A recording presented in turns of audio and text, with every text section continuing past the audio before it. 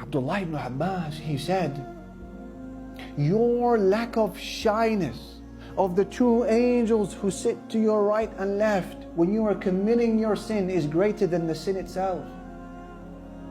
And your laughter, despite you not doing it, despite you not knowing what Allah will do to you because of that sin, is greater and worse than the sin itself.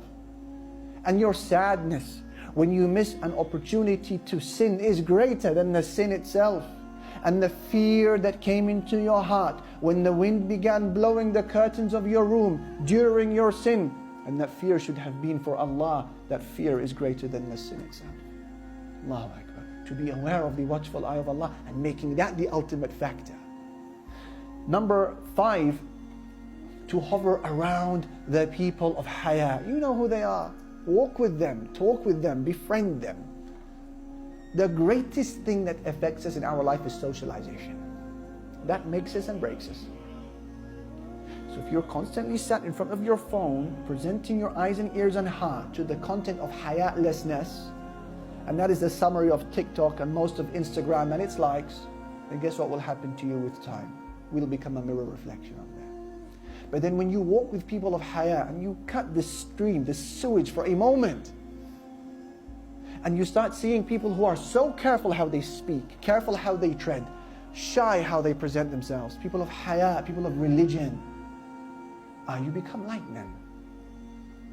That's number 5, be with them. And number 6, and I leave you with this is the end of the talk, is take practical steps to develop haya in your life. Take practical steps. Don't just talk about it and study it and admire it.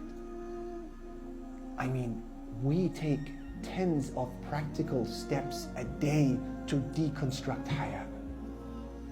Every time you go through that feed, that Instagram reel, you're flicking up and down on TikTok, every time you do that, for the most part, you are taking practical steps to deconstruct your haya.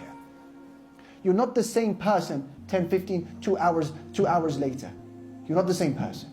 So we're taking practical steps to deconstruct our haya, and then we think that haya is going to regrow itself in our life automatically. No, you need to also take steps for that, for it to grow back. So don the hijab with courage and defiance, sincerity and tawakkul, reliance upon Allah. That's a step towards haya. Lower your gaze, my brother. Force it to the ground.